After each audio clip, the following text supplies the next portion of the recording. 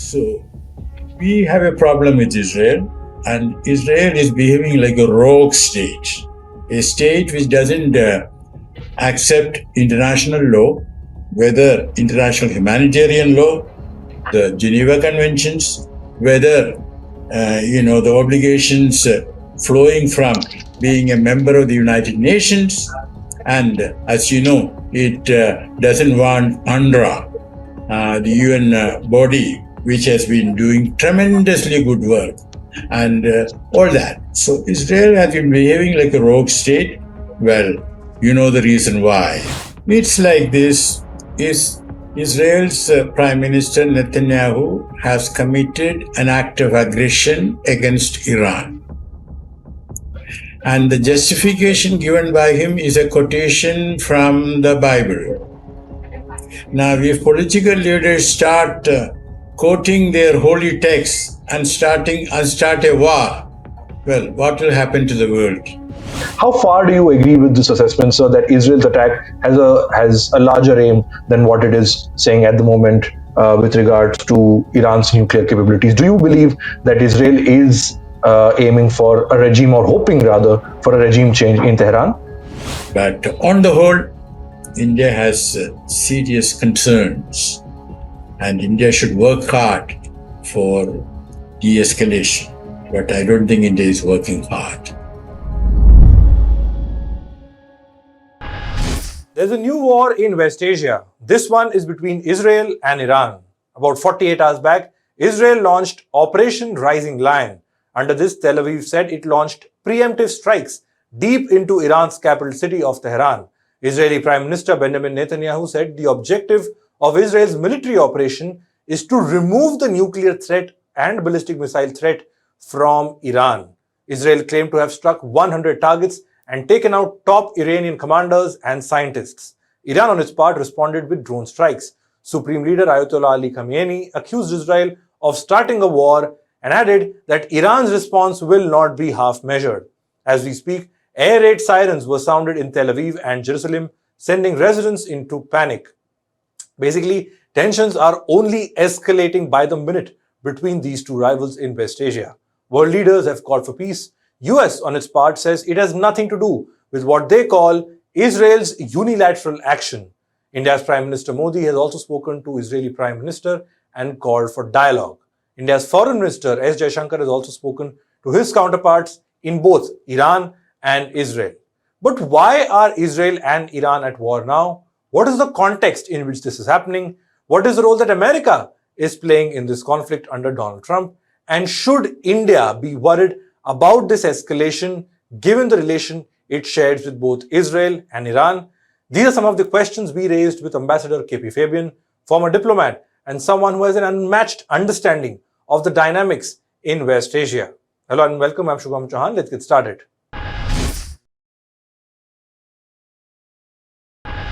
Sir, thank you so much for taking out the time and speaking with us. We are yet again back speaking about West Asia. Now, Israel has started Operation Rising Lion. It's been over 24 hours since Israel began what they call preemptive strikes on Iran.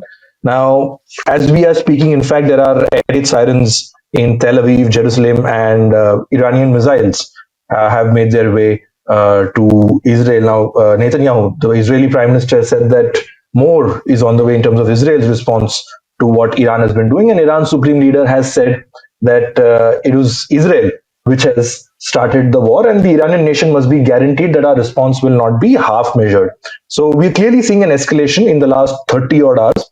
Let's start with, how do you see, what is your assessment of the current situation, the current war between Israel and Iran? Thank you. It's like this: is Israel's Prime Minister Netanyahu has committed an act of aggression against Iran. And the justification given by him is a quotation from the Bible. Now, if political leaders start quoting their holy texts and start a war, well, what will happen to the world? Imagine others quoting from their holy text, starting a war. So what Prime Minister Netanyahu has done has no justification. Secondly, he has said that Iran was proceeding with, manufacturing a nuclear bomb. Well, the IAEA does not have any supporting evidence, nor has the United States intelligence chief, you see. And she has said that very recently to a Senate hearing. Now, as regards Netanyahu's assertions, well, for a long time we have heard from Israel. Even before 2015, when President Obama got that JCPOA concluded that Iran was about to make a bomb, it's a question of a couple of weeks, it's a question of a couple of months. So we have to take Israel's statements with a pinch of salt. Now, the second thing to understand is that there is a general impression, especially among the Western media, that Israel is invincible in that region. And if the Israeli Defense Forces strike any neighboring countries, including Arabs, of course, Iran is not a neighboring country, but it's in the region, then these countries can do nothing about it because Israel is all powerful. Now, it is true that Iran is in a weaker position today than it was some time back when Hamas and Hezbollah could have come to, not to its rescue, but carried out some actions against Israel, to make things difficult for Israel. Now, that is not the case. It is also true that Iran has suffered from economic sanctions since the days I was there. That is, I left Iran in 1979. I was there 76, 79 and had lived through the Iranian Revolution. Now, there is no justification for these sanctions to continue, but that's a different matter. But Iran, and if Netanyahu is hoping to see a regime change in Iran, you must have seen his appeal to the Iranian people. Well, the short point is that if Netanyahu makes such appeals, it is only going to strengthen the regime. So it's a harebrained idea, on Netanyahu's part. Now, it is true that Israel can do hell of a damage to Iran, but Iran also can do some damage. And what has now happened is that in Israel, they cannot sleep through the night peacefully. The sirens sound at 1 o'clock or 3 o'clock in the morning. You have to go to the shelter. Schools are closed. So the question is, how long can Israel continue with this? So let us see. Okay. What I want to sort of know your thoughts on in this piece that I read in the BBC that appeared just yesterday. The headline is Israel's endgame may be regime change in Iran, but it's a gamble. This piece is written by Amir Azimi, who's editor of BBC Persian. He says that beyond Israel's stated goal of destroying what it calls an existential threat from Iran's nuclear capabilities with its attack, Benjamin Netanyahu has a wider aim, that is a regime change in Tehran. He said that many Iranians are unhappy with the state of the economy, the lack of freedom of speech, women's rights, and minority rights. And Israel's attack is posing a real threat to Iran's leadership. And he's gone on to say that Israel may calculate that the attacks and killings could unsettle the regime in Tehran and open the way for a popular uprising. And at least this is what Netanyahu hopes for. But this is a gamble, a big one, is what Amir Azimi of BBC Persian has said. How far do you agree with this assessment, so that Israel's attack has a larger aim than what it is saying at the moment with regards to Iran's nuclear capabilities? Do you believe that Israel is aiming for a regime, or hoping rather for a regime change in Tehran? Well, it's like this, political leaders' pronouncements cannot always be taken at their face value. But Prime Minister Netanyahu has said it. We all have heard it. But the point I want to make is that it is true. The Iranian regime, with the way it is treating women's rights, and its inability to handle the economic situation because prices are going up, unemployment rate is high. So it is true that you know uh, it is true that it is true that sorry for that. It is true that the regime is unpopular, but an appeal by a man like Netanyahu is only going to make the regime less unpopular. And even if the regime falls and there is a new regime, there is no guarantee that regime will not, do what Netanyahu wants. In fact, there is some probability that regime will go immediately for making a bomb. And don't forget, Iranians are watching. What happened to Gaddafi? He decided not to, proceed with his plan for making a bomb. Then what happened to him? And what happened to the North Korean leader? Well, he proceeded. And now there is no question of America or South Korea attacking North Korea. So Iranians are also watching. And then don't forget, Israel's assumption or presumption that it alone has the right to have nuclear weapons in the area, in West Asia. Nobody else has any right. Does it make sense? Is it moral? What is it? Jehovah has said it? Well, as we all know, Jehovah is a tribal God with his chosen tribe. And the wrong impression which we come across at times that Jews were the first to sort of advocate monotheism is absolutely wrong. Because monotheism means there is one single God who treats all human beings as his or her children. Not, the single God who treats a particular ethnicity as his or her chosen people. So, Israel gets away with blue murder. Right.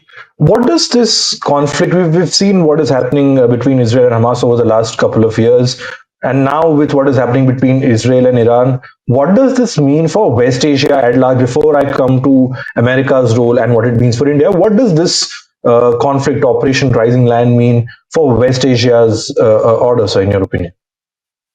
You see, West Asia is undergoing a difficult time because don't forget that,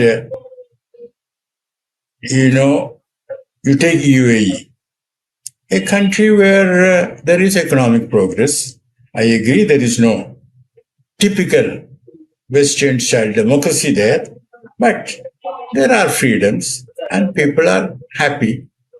And the same applies to Qatar and to an extent also to Saudi Arabia, where young MBS is trying to modernize things. So West Asia has been moving in the right direction. And as we know, in Syria, Bashar al-Assad was thrown out and there is a Al-Shara is there. He is also trying to normalize things. And in Yemen, Saudi Arabia recognized that it was chasing the mirage of military victory, and there is no war now between the Houthis and Saudi Arabia. So the region was moving in the right direction, but Israel doesn't want to see peace and tranquility in its neighborhood. Israel has its greater Israel dream, of expanding the area under its control, which to my mind is historically a parallel to Adolf Hitler's Lebensraum, living space for the German race. I see. So we have a problem with Israel, and Israel is behaving like a rogue state, a state which doesn't accept international law, whether international humanitarian law, the Geneva Conventions, whether the obligations flowing from being a member of the United Nations, and as you know, it doesn't want UNRWA, the UN body, which has been doing tremendously good work, and all that. So Israel has been behaving like a rogue state. Well, you know the reason why. We can discuss that when you ask me the next question. You said Israel is a rogue state. Now, does this mean we saw a brief sort of standoff between Israel and Iran last year as well in the year 2024 between Tehran and Tel Aviv? You said Israel is a rogue state. So, do you foresee the possibility that things will not de-escalate at least in the immediate future? Do you see this conflict dragging on for some time between Iran and Israel? It is possible, as the UNESCO Charter says, the charter which was written at the end of post Second World War, the cruelest, the biggest war in history. It says war starts in the minds of men. Now, this war, as I said, has started in the mind of a person whom I have named. Now, so long as he wants to continue, and he, of course, has his own problems, domestic problems, meaning his own political survival. There are charges against him, hearings against him for his corruption charges. And there are other problems in the sense that the far right, those who do not want young men who are pursuing religious studies to be inducted into the military, but that is happening. So Netanyahu's political survival is facing problems.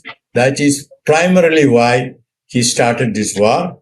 So I suppose he wants it to continue for a while, and he can, I suppose, count on support from the most powerful man under the moon. Right. Let's come to America. That is one aspect that everyone has talked, analyzed, commentated about to the hilt. Donald Trump, the US president, told reporters on Friday that he had known about Israel's attack in advance. He did not indicate that he sort of vetoed this bombing by Israel, the missiles that they launched. Although Secretary of State Marco Rubio has said that Israel's actions were unilateral. And Trump has also been very critical of Iran and its nuclear program. They said Tehran should have heeded to his calls, of Americans' call to reach a deal to dismantle Iran's nuclear program. Where do you see America in this conflict? Of course, with regards to America's equation with Israel, and now with the Trump administration almost making headlines every other day in some or the other conflict in one way or the other. How do you see the role of America in this conflict, sir? Thank you. The first point I want to make is you quoted Marco Rubio. And we now know that he was not being transparent, that he wanted to mislead the world, that United States was not involved at all. So in other words, first lesson, take United States words, especially Secretary of State Marco Rubio's words, with a pinch of salt. Second part, as we know, Netanyahu had been talking to Trump, and he would have got either a green signal or a yellow signal. But it's absolutely clear that he did not get a red signal. And that is why he moved. And let me tell you, I don't know whether I mentioned it earlier, in 2015, Netanyahu ordered the Israeli Defense Forces to attack Iran. But the then military chief said, sorry, you as Prime Minister cannot give such an order. You have to get it passed, approved by the cabinet. So he couldn't get it approved, and the military chief prevailed.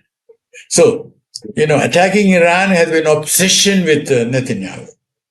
Now, as regards Trump, as we know, he wanted negotiations with Iran to revive the JCPOA, from which he walked out without any justification. Because let's understand, JCPOA provided for measures to prevent Iran from making an atomic weapon. And Iran was abiding. IAEA had certified. So there was no reason for Trump to walk out. Well, he walked out because as a candidate, he had made it an issue. And incidentally, this is interesting. During his first term, or rather when he was a candidate, at some point, Trump was about to abandon his candidacy because his approval rate was going down. Then at that time, Steve Bannon, I think, he went and met Trump and said, no, there is a formula I can give you, which will sort of, raise your electability, your approval ratings. And part of the formula was attack JCPOA with Iran. Say that, it is the worst possible treaty which America has ever entered into. So he got more support from the Jewish lobby and also from outside the Jewish lobby, because it's easy to fool the American public because they don't have time to read the New York Times, Washington Post, or such good YouTubes as you put out. You see? So when Trump says something, and he has a very convincing way of speaking. He sort of, it's sort of talking to the Tom, Dick, and Harry. Obama was very professorial, whereas Trump is very direct, So he can do that. And I don't think he was sincere in those talks. It was a charade. And tell me, what is the problem in permitting Iran to to do enrichment up to a low level, 3%, 4%? What's the problem? So long as IA is checking, what's the problem? And then, of course,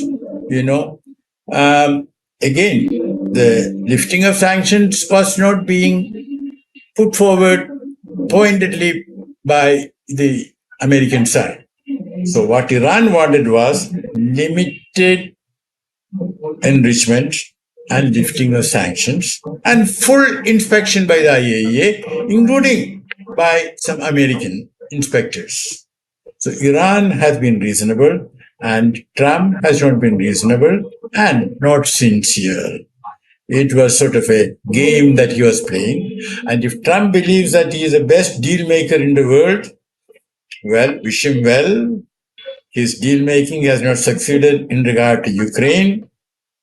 His deal making, well, he has not even bothered about Gaza. And he has boasted about his deal making between India and Pakistan. Well, I do agree that America did push Pakistan towards asking for ceasefire with India, and at the right time, because Pakistan was struck so heavily that it did not know what to do, escalate, de-escalate, or ask for ceasefire. And at that time, Washington told Pakistan, ask for ceasefire. So it worked. So we could have, of course, thanked Trump graciously without in any way detracting from the military success that we had. But that's a different story. Maybe we should talk about it another time. But coming back to Israel and Iran, do you foresee the possibility of any sort of direct American involvement in this conflict between Iran and Israel, or do you believe that is a far-fetched possibility at this point and that it will just remain between Tel Aviv and Tehran? Well, there is a probability because Iran has now said that Iran will not will act against those who defend Israel. That means, the American ships, these are ships, that sort of helped Israel shoot down some of the missiles and drones. So that is what Iran has said. And in a way, Iran was threatening because America has over 40,000 troops in that part of the world, in Bahrain, the Navy, in Qatar, the Air Force, and all that sort of thing, Kuwait and all that sort of thing. So Iran is saying that, look, your military assets in the area are vulnerable. So Iran wants America to think again.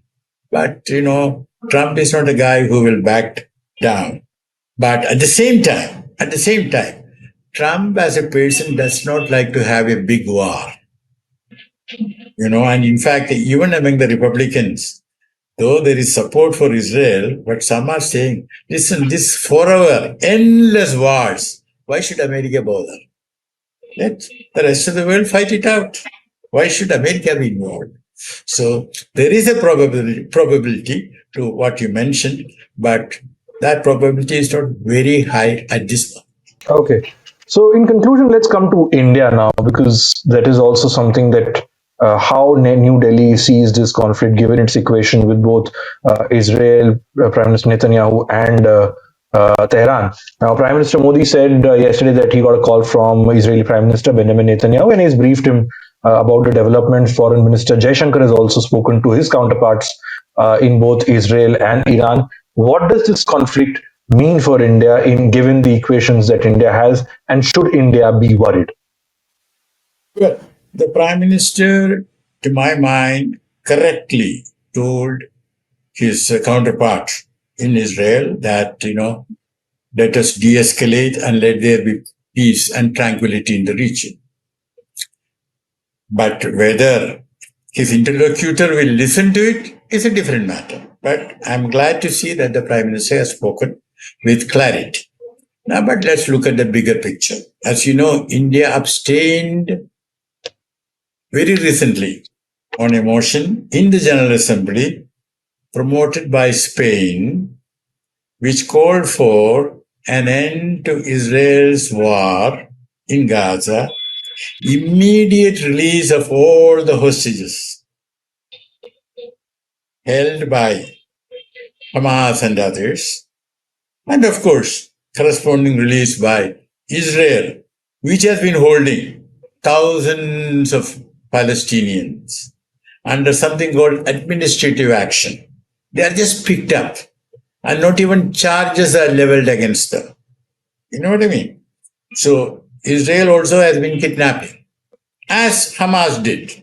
Again, I don't approve of what Hamas did. All that I am saying that Hamas did take a leave from Israel's. You see? So, now coming to India's interest. Well, India, as the Prime Minister said, wants to see peace. And also, if a war starts, India wants to prevent it. If it has already started, India would like to see it ended. But that is general proposition. But there are other things that worries India. We have 9 million of our people in the region. 9 million, 90 lakhs. We have about 10,000 of our people in Iran. We have 25,000 in Israel. Now, this figure 25,000 may not be accurate because that is the number who have registered with the embassy. But long time ago, I was speaking on a channel and there was somebody from Kerala. She was in Israel and she said, oh, we don't always go to the embassy and register. You know what I mean? So the actual number may be more. And we also know that all those workers who have gone there, and there was one from Kerala who was killed. And I do not think that our government took up the matter with Israel properly. So, for us, our community in that part of the world, their welfare, their safety, their security of great importance. Second, oil prices have shot up. Now, that's not good for us. We are a big importer, which will have serious repercussions on our GDP growth.